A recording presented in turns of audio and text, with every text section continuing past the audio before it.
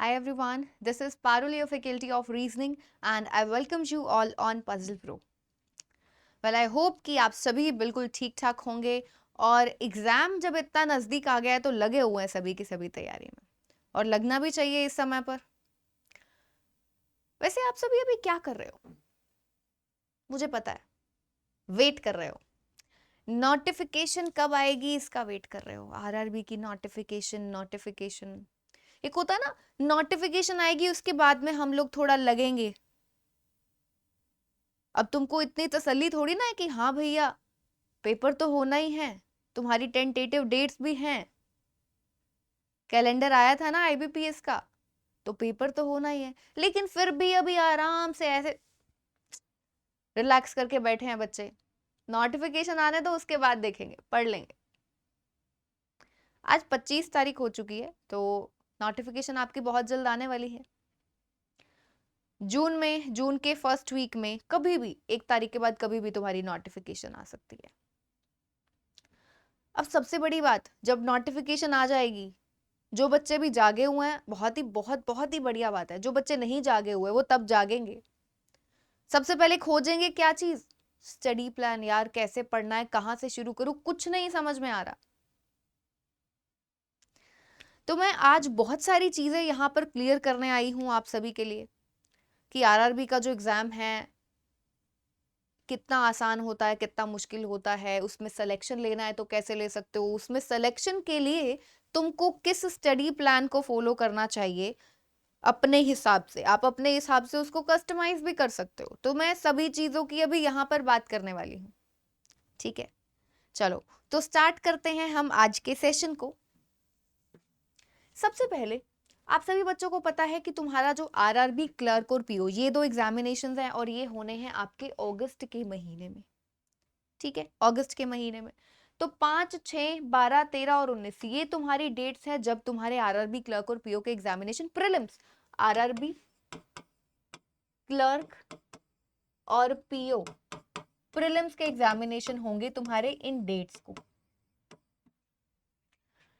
सितंबर, बहुत ही, ये देखो यहां पर अगस्त के जस्ट अगला महीना 10 सितंबर को तुम्हारा आरआरबी पीओ मेंस का पेपर है और 16 सितंबर को तुम्हारा क्लर्क मेंस का भी पेपर है। तुम्हारे पास मेंस के लिए कितना टाइम है? अगर जनरली बच्चा क्या करता है कि पहले प्री का पेपर देता हूं, वो क्लियर हो जाएगा, रिजल्ट आ जाएगा, जो टाइम बचा होगा मेंस को दे दूंगा। कितना टाइम बचा होगा तुम्हारे पास में? क्या इतने समय में तुम मेंस निकाल लोगे अगर पहले सिर्फ प्री प्री करते करते रहोगे तो? नहीं है पॉसिबल, बहुत मुश्किल है। सबसे पहले तो अगर मैं इस एग्जाम की ही बात करूं तो बहुत जरूरी है यार ये चीज पता होना, हमारा आरआरबी क्लर्क और पीओ का पेपर इजीएस्ट पेपर होता है। बाकी सभी जितने एग्जाम्स होते हैं इनसे थोड़े ऊपर के लेवल के होते हैं। सबसे आसान की अगर बात करूं तो आरआरबी क्लर्क बहुत ही ज्यादा आसान, और जितना ज्यादा आसान पेपर होता है उतना ही मुश्किल उसको क्रैक करना। ये क्या बोल दिया मैंने, गलत बोला? बिल्कुल सही बोला है। जी हाँ, तो पेपर अगर थोड़ा अच्छे लेवल का आएगा तो उसमें क्या होगा कि जो स्टूडेंट्स हैं, जो एप्लीकेंट्स हैं, तो वहां पर आपके चांसेस बढ़ जाते हैं सिलेक्शन के। यहाँ पर थोड़े चांसेस कम हो जाते हैं क्योंकि आसान पेपर है, सभी बच्चे कर सकते हैं, सभी के सभी बच्चे। अभी आरआरबी क्लर्क और पीओ का पेपर आएगा ना, तुम देखना सभी के सभी बच्चे उसको कर सकते हैं। लेकिन बात है कि with in that particular time frame आप उसको कर पाते हो कि नहीं कर पाते।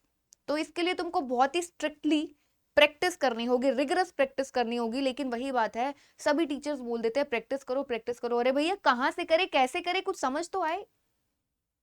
सभी चीजों को समझाने के लिए मैं यहां पर आई हूं। चलिए, अब ये बात तो आप सभी बच्चे समझ ही गए हो कि मेहनत बहुत ज्यादा करनी होगी क्योंकि एक से एक धुरंधर बैठा है इस पूरी की पूरी इंडस्ट्री में। बच्चों की बात कर रही हूँ, आरआरबी का पेपर निकालने वाले। 2 सब्जेक्ट्स है तुम्हारे, रीजनिंग और मैथ्स, 2 ही सब्जेक्ट्स हैं। ठीक है, 80 नंबर का पेपर है, 40 नंबर की रीजनिंग आएगी, 40 नंबर की तुम्हारा क्वांटिटेटिव एप्टीट्यूड मैथ्स आएगा। 45 मिनट का तुमको टाइम मिलता है। तो डिवाइड तुम कर लेते हो इन सब चीजों की, इसकी भी मैं एक पर्टिकुलर वीडियो बनाऊंगी कि तुमको कैसे करना, क्या करना है। लेकिन बात आ रही है कि पेपर से पहले जो तुमको तैयारी करनी है वो कैसे करनी है। अगर अभी देखो आज 25 मई है, तो लगभग 25 जुलाई तक 60 दिन हो गए, 2 महीने हो गए, तो तुम्हारे एग्जाम को इतने दिन है, 65 से 70 दिन है, ठीक है। तो अब तुमको करना क्या है, देखो तुमको उन सब बच्चों से आगे निकलना है। बच्चे ऐसे हैं जो बहुत टाइम से प्रिपेयर कर रहे हैं, ठीक है। अब तुम वो बच्चे हो, ऑलरेडी प्रिपेयरिंग भी हो, सारे के सारे। पहली सबसे इंपॉर्टेंट, अरे मैं भूल कैसे गई तुम्हें बताना, ये वीडियो ऑलरेडी प्रिपेयरिंग स्टूडेंट्स के लिए ही है, ठीक है, और सीरियस स्टूडेंट्स के लिए है, जो बच्चे सीरियसली फॉलो करना चाहते हैं जो मैं यहाँ पर बता रही हूँ, ठीक है। जिसको नहीं पढ़ना कोई दिक्कत नहीं है यार, मत देखो वीडियो, चले जाओ यहाँ से, मुझे कुछ फर्क नहीं पड़ता। तो ऑलरेडी प्रिपेयरिंग स्टूडेंट्स की, अगर आप ये सोचते हो कि मैम इस टाइम पर मैं नई तैयारी स्टार्ट करके बिल्कुल नए सिरे से सब कुछ शुरू करके मैं आरआरबी का पेपर निकाल सकता हूँ, नहीं, सबसे बड़ी गलतफहमी है, नहीं निकलेगा। अगर इस समय पर आप तैयारी स्टार्ट करते हैं, आप साल के कुछ और एग्जाम्स निकाल सकते हैं बहुत मेहनत करने के बाद, लेकिन आरआरबी का पेपर नहीं, क्योंकि आप देख सकते हो कि 65 से 70 दिन में पूरा सिलेबस कवर होता है और थोड़ी सी ही प्रैक्टिस होती है, और इसके लिए आरआरबी के एग्जाम के लिए ढेर सारी प्रैक्टिस चाहिए। जिन बच्चों को 2-2 साल हो गए, 3-3 साल हो गए ना तैयारी करते हुए, वो बच्चे इस पेपर को निकालते हैं ज्यादातर, ऐसा नहीं सभी के सभी। अब इन सब बातों से डरना नहीं है तुमको, बिल्कुल भी नहीं डरना है। तुम कहोगे मैम आप तो नेगेटिव कर रहे हो, मैं तुमको सच्चाई बता रही हूँ।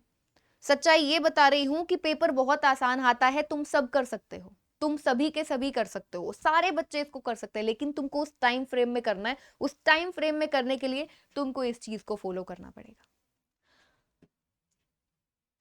पहली चीज, क्योंकि पेपर आसान है, बहुत से बच्चे ऐसे हैं जो टॉपिक्स को डिस्कार्ड कर देते हैं कि भैया छोड़ ही दिया हमने, ये मेरे बस का नहीं है, मुझे ब्लड रिलेशन धेला पसंद नहीं है, मुझे डिस्टेंस डायरेक्शन क्या यार, बार बार east west south north right left anti clockwise clockwise क्या है ये सब, मैं नहीं करता। तुम्हारी बात कर रही हूँ, मुझे तो सब अच्छा लगता है। अब तुम बच्चे ऐसा करते हो कि यार ये पसंद नहीं है, तो क्या करते हो तुम, कुछ चीजों को डिस्कार्ड कर देते हो, वो तो करना ही नहीं, मतलब कभी पढ़ना ही नहीं, अच्छा ही नहीं लगता वो टॉपिक। तुमने कुछ टॉपिक्स छोड़े हुए हैं, या फिर कुछ टॉपिक्स थोड़े कम पसंद है तो उसकी प्रैक्टिस कम की जाती है। तो सबसे पहले तुमको पहले 10 दिन, यानी कि अगर 25 मई से स्टार्ट करें तो 5 जून तक लगभग 10 दिन हो जाएंगे। तो तुमको इन 10 दिनों में तुम्हारे जो वीक एरियाज हैं, यानी कि जो तुम्हारे वीक टॉपिक्स हैं, जो तुमको कम आते हैं, कम पसंद है इसलिए तुम उसकी कम प्रैक्टिस करते हो, या फिर जो तुमने बिल्कुल छोड़े हुए हैं, तुम्हारे डिस्कार्डेड टॉपिक्स हैं, तुम सबसे पहले इनको कवर अप करोगे हर एक सब्जेक्ट के।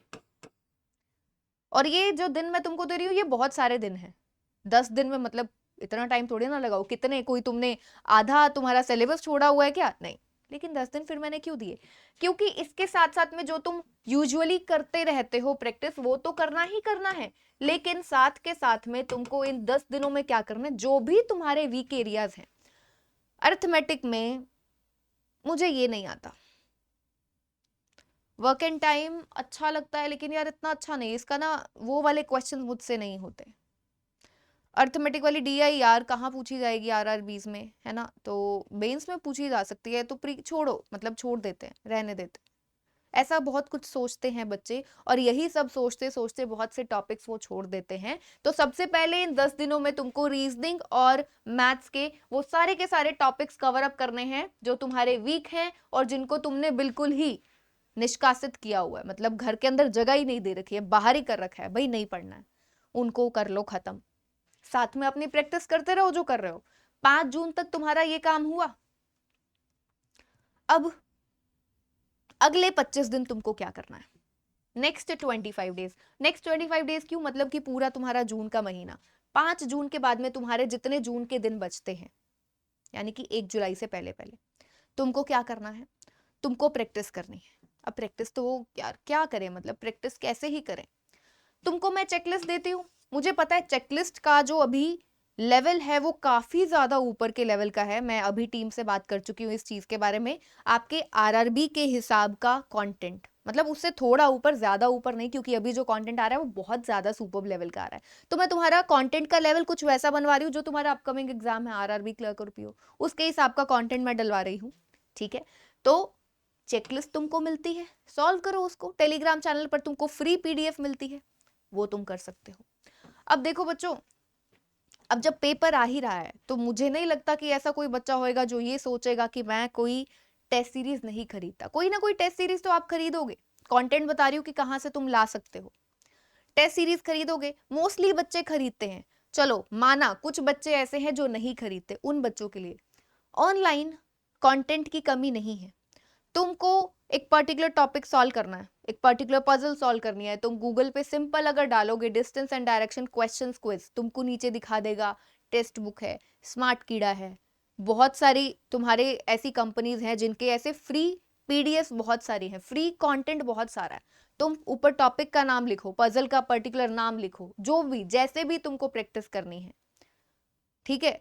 क्विजेस खोलनी है, तुम क्विज दे सकते हो फ्री ऑनलाइन, तुम लोग क्वेश्चन सॉल्व कर सकते हो, पीडीएफ बहुत सारी अवेलेबल है। तो कंटेंट तो बहुत सारा है, इसकी तो भैया मतलब बहाने हैं फिर कि अरे यार मैम कहाँ से करें।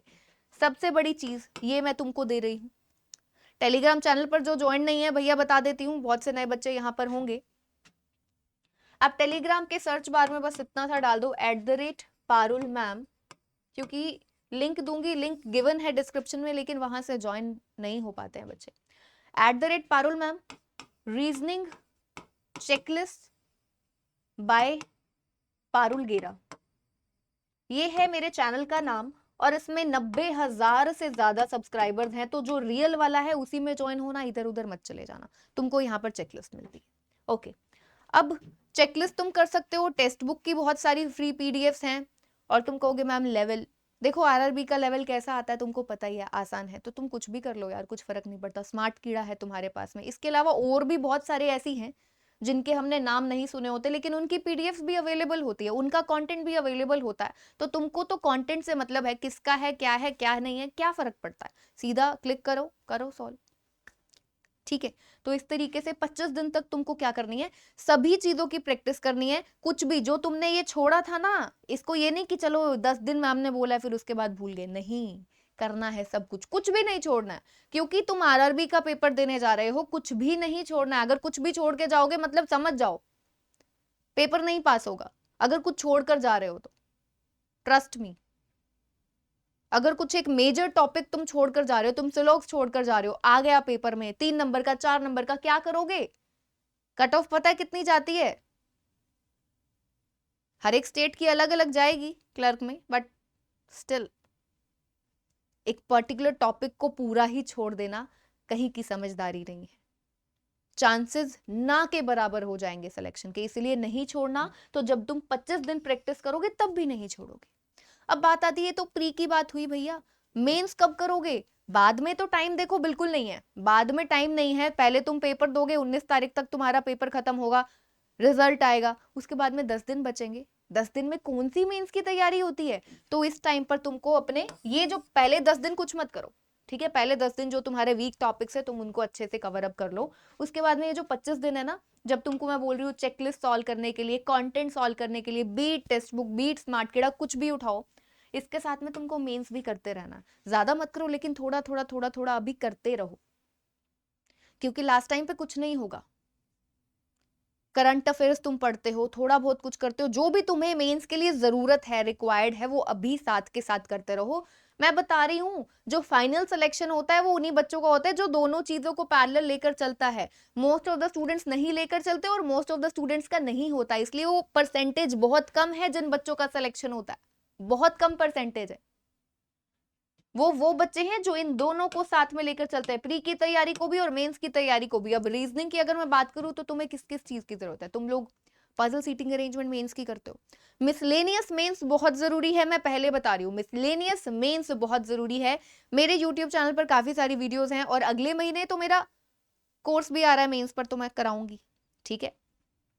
जैसे कि ब्लड रिलेशन आपका पूछा जाता है, कॉर्डेड, और अल्फा न्यूमेरिक वाली कोडिंग डिकोडिंग आती है जो कि आसान होती है, जिसमें वो कंडीशंस देता है कि फर्स्ट स्टेप में ऐसा करो, फिर उसके बाद में ऐसा करो, वो आसान क्वेश्चंस होते हैं, तुम वो कर सकते हो। तो पजल और सीटिंग अरेंजमेंट अकेला अकेला उसको भी मत करो, अगर सिर्फ वो करोगे तो भी मुश्किल हो जाएगा। तो उसके साथ में जो मिसलेनियस पूछा जाता है उसको भी कवर अप करो, जैसा कि एक टाइम वाला क्वेश्चन आता है, जिसमें वो कहता है कि क्लॉक की सुई तुम्हारी आर हैंड यहाँ पर है, यहाँ पर है। तो वो सारे क्वेश्चंस मेरे यूट्यूब चैनल पर अवेलेबल हैं और नेक्स्ट मंथ में तुमको वो सब कुछ कराने ही वाली, ठीक है। तो तुम लोग साथ के साथ में वो करते रहना मेंस का, ठीक है। अब चलते हैं आगे। ये तो हुई कौन से महीने की, ये तुम्हारा पूरा जून महीने खत्म हो गया, ठीक है। 1 जुलाई तक तुमको ये सब करना है, चेकलिस्ट सॉल्व करते रहना है, कंटेंट सॉल्व करना है, प्रैक्टिस करनी है, लेकिन जो चीजें तुम गलत करोगे उसको वापस ठीक भी करना है एनालिसिस के साथ में। अगर तुम सब कुछ सॉल्व कर रहे हो बिना एनालिसिस के, बिना देखे कि तुम जो सही कर रहे हो वो सही है, जो गलत कर रहे हो वो भी पड़ा रहे, गलत क्वेश्चंस को फिर से अटेम्प्ट करना है, चाहे तो सॉल्यूशन देकर कर लो, लेकिन गलत क्वेश्चन को सही बनाना है, जरूरी है। आगे चलते हैं। अब आ गई भैया तुम्हारी 1 जुलाई। अब 1 जुलाई से क्या करना है, देखो अब पेपर बिल्कुल पास आ गया है। Now you have to be very very very serious. तो लास्ट के 15 दिन जो है तुम्हारे पेपर से बिल्कुल लास्ट के 15 दिन, ऑब्वियसली अब तो तुम खरीदोगे कुछ ना कुछ, अब तो मॉक टेस्ट खरीदोगे, अब तो टेस्ट सीरीज कोई ना कोई लोगे। तो जो भी तुम लोगे लास्ट के 15 दिन तुमको डेली मॉक लगाना है, लास्ट के 15 दिन, ठीक है। अभी ये भी बताऊंगी कि मॉक टेस्ट में जो तुम क्वेश्चंस करोगे सारे हो पाएंगे नहीं हो पाएंगे, तो जो गलत करोगे उसका एनालिसिस जरूरी है। रिपीटेड रिपीटेड रिपीटेड क्वेश्चंस की प्रैक्टिस करते रहो। तुमने सही किया उसको भी बना लो। अगर तुमको कुछ लग रहा है कि हाँ तुमको एक क्वेश्चन में थोड़ा ज्यादा टाइम लगा, तो उसको फिर से एनालाइज कर लो कि यार मुझे ज्यादा समय क्यों लगा इस क्वेश्चन को बनाने में। जब मैं कर रहा था, पेपर दे रहा था, मॉक टेस्ट दे रहा था, तो मुझे ना इसमें ज्यादा टाइम लग गया, उसको फिर से उठा लो यार। इसी तरीके से बच्चा सीखता है। अब पूरे जुलाई के महीने में तुमको क्या करना है, क्विजेज। अब जो तुम टेस्ट सीरीज खरीदोगे, मॉक टेस्ट खरीदोगे, उसकी कुछ क्विजेज होती हैं, मॉक टेस्ट होते हैं। तो पहले तुम मॉक टेस्ट देना अल्टरनेट डेज पर। लास्ट के 15 दिन तो तुमको देना है, बाकी के जो 15 से 20 दिन बचे तब तुम अल्टरनेट डेज पर देना। और बार बार बोल रही हूँ, जरूरी है जरूरी है।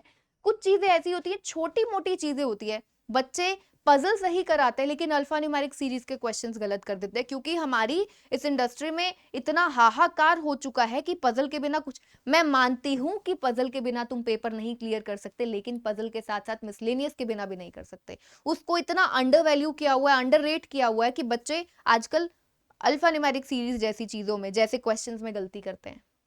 ब्लड रिलेशन उनको नहीं आता है, पजल बना देंगे, ब्लड रिलेशन नहीं आता है उनको। तो सभी चीजों को तुमने करना है, मिसलेनियस को भी साथ में लेकर चलना है, पजल की भी प्रैक्टिस करनी है।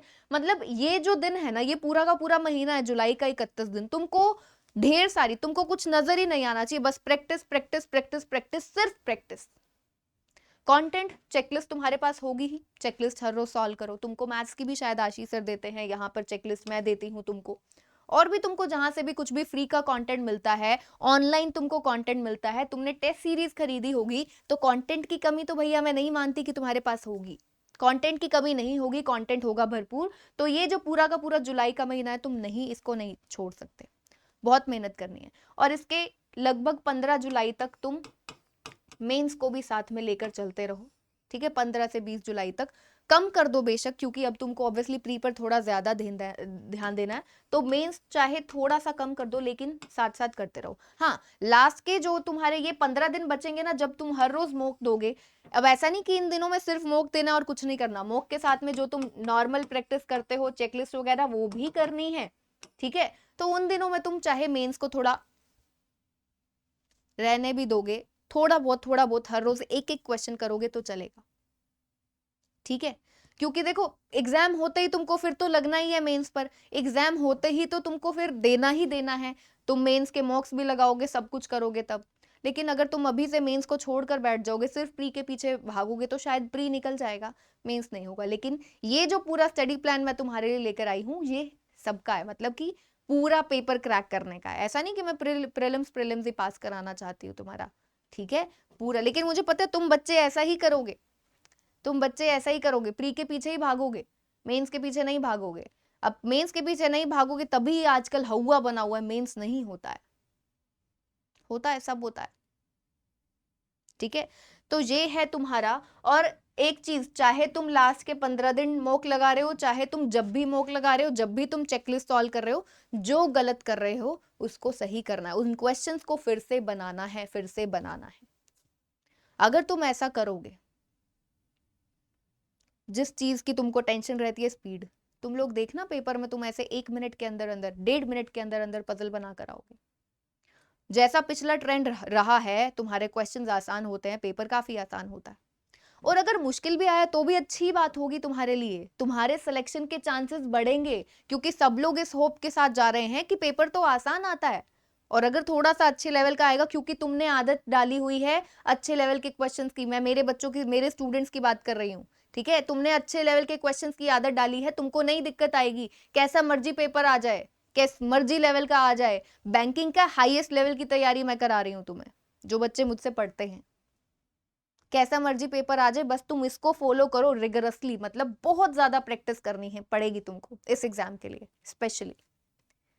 बाकी एग्जाम्स में फिर भी थोड़ा सा तुम शायद शायद लीनियंट हो सकते हो, इस पेपर में बिल्कुल नहीं हो सकते, क्योंकि ये सबसे आसान पेपर है और इसमें कट ऑफ सबसे ज्यादा जाती है। चलिए, तो अभी अब हम आगे बात करते हैं मेंस की। आप सभी को टेंशन है कि मेंस का कैसे होगा, प्रैक्टिस करनी है। तो नेक्स्ट मंथ मेरे कोर्सेज आ रहे हैं, नेक्स्ट मंथ, ठीक है, 25 तारीख तो हो गई, आ ही गया है समय। तो मेरा कोर्स आ रहा है मेंस एक्सट्रीम, और इसके साथ में ही अभी एक और कोर्स मैंने लाइनअप नहीं किया, लेकिन वो भी मैं करने वाली हूँ, जो कि एक प्रैक्टिस का, मतलब कंप्लीट प्रैक्टिस, जिसमें अच्छे लेवल के क्वेश्चंस की, पजल्स की, और puzzle seating arrangement plus miscellaneous, जो भी तुम्हारा रीजनिंग के सारे टॉपिक्स हैं, जीरो से नहीं होंगे, कोशिश करूंगी काफी कुछ की जीरो से भी हो, लेकिन वो एक प्रैक्टिस बैच रहने वाला है, इसी मेंस एक्सट्रीम में ही मैं सोच रही हूँ कि डाल दूं, ठीक है। तो मेरा कोर्स आ रहा है, आप ले सकते हो, और मेरी मानो तो अभी ले लो, मेरी मानो तो अभी ले लो। अगले महीने तक का वेट करोगे, तुम्हारा बहुत सारा कंटेंट मिस हो जाएगा, क्योंकि अभी ऑलरेडी मेरा जो कोर्स चल रहा है, डेल्टा फाउंडेशन कोर्स, उसमें मैं मॉडरेट लेवल के जो क्वेश्चंस करा रही हूँ वो बहुत ही अच्छे लेवल के हैं। जो बच्चे मुझसे पढ़ रहे हैं, ट्रस्ट मी, बहुत बहुत बहुत ज्यादा खुश हैं। मतलब मुझे तो कॉम्प्लीमेंट्स जब मिलते हैं, तो ऑब्वियसली हर किसी को जब कॉम्प्लीमेंट्स मिलते हैं तो अच्छा ही लगता है, जब बच्चे प्रेज करते हैं कि यार इतना टाइम ऐसे ही निकल गया, अब आप मिले हो। मैं अब आई इस इंडस्ट्री में थोड़ी सी लेट हूँ, थोड़ी सी लेट आई, पर कोई बात नहीं, जो भी है। मैं तुमको कह रही हूँ, अब तुम सब बच्चे बहुत बहुत समझदार हो। मैक्सिमम डिस्काउंट अभी क्या चल रहा है तुमको पता है, बस तुमको कोड याद रखने, PO10, ठीक है, PO10 कोड लगाने पर तुमको मैक्सिमम डिस्काउंट मिल जाएगा। तुमको कंप्लीट सब्सक्रिप्शन लेनी है, कंप्लीट लो, लेकिन कोड याद रखना, PO बनना है ना तुम सबको, PO10 कोड लगाना है, क्योंकि अगर तुम PO10 कोड नहीं लगाओगे तो मेरा जो कोर्स है वो अनअकैडमी स्टोर पर है, तो वो तुमको नहीं मिलेगा। अनअकैडमी स्टोर पर अगर तुम एक्सक्लूसिव मेरा सब्सक्रिप्शन लेना चाहते हो तो वो भी ले सकते हो, मेरा डेल्टा फाउंडेशन कोर्स चल रहा है, ठीक है। तो अगर इसमें एनरोल करना चाहते हो तो इसके लिए तो तुमको कुछ ज्यादा पैसे भी नहीं देने हैं, ठीक है। तो डिस्काउंट के बाद में तुम देख लो, PO10 कोड लगाओगे, मैक्सिमम डिस्काउंट अभी जो चल रहा है वो तुमको मिल जाएगा, और इसका प्राइसिंग है सिर्फ इतना, डिस्काउंट के बाद जितना तुमको मिलेगा तुम देख लेना, लेकिन कोड PO10 लगाना। अगर तुम कंप्लीट सब्सक्रिप्शन लेते हो, तुमको सभी टीचर से ही पढ़ना है, तो PO10 कोड सच बता रही हूँ मत भूलना, तुमको मेरा डेल्टा फाउंडेशन कोर्स नहीं मिलेगा अदरवाइज। ओके, चलिए। सो लिंक तुमको डिस्क्रिप्शन में गिवन है, कंप्लीट सब्सक्रिप्शन का भी, एक्सक्लूसिव का भी, जिसको भी लेना है, जिसकी पॉकेट अलाउ करती आप ले सकते हैं।